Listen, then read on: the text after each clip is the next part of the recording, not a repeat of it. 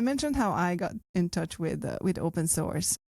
Do you remember when you first encountered free and open source software, or this whole movement? Like, when did you learn about it?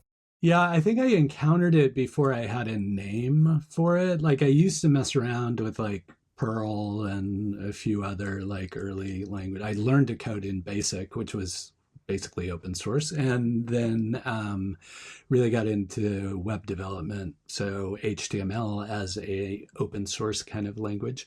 And so my initial exposure was grade school level stuff. And I think it wasn't until I entered the kind of, my profession that I encountered the terminology open source and had a way to describe that work and what was being done. And then like there was also this time in the like early 90s where shareware was a big concept, which today they would refer to as freemium model kind of things, where you get some for free, but you pay for other functionality.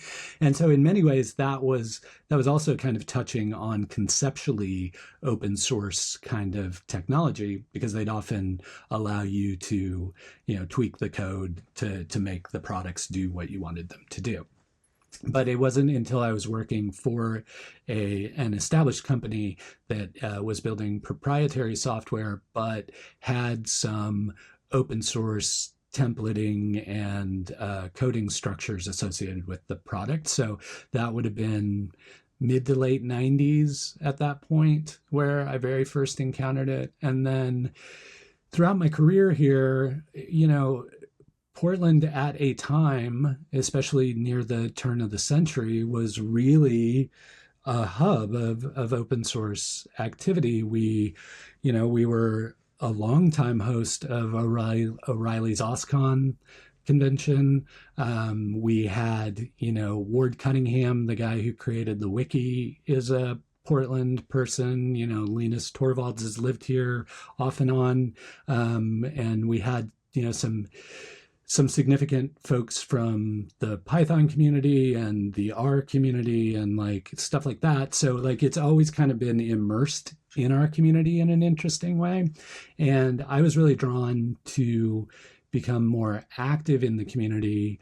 One, when I started using blogging platforms that were specifically like WordPress that were open source, and I wanted to give back to that community. And then honestly, that's just where the most interesting stuff was happening in Portland at the time. Everything was coming out of the open source community, or it was, folks who were well phrased in Ruby on Rails, Python, and the advent of cloud infrastructure really enabled them to develop things far more rapidly than they had been able to in the past. And so it was kind of that perfect storm of things occurring that really drew me into the community in a meaningful way.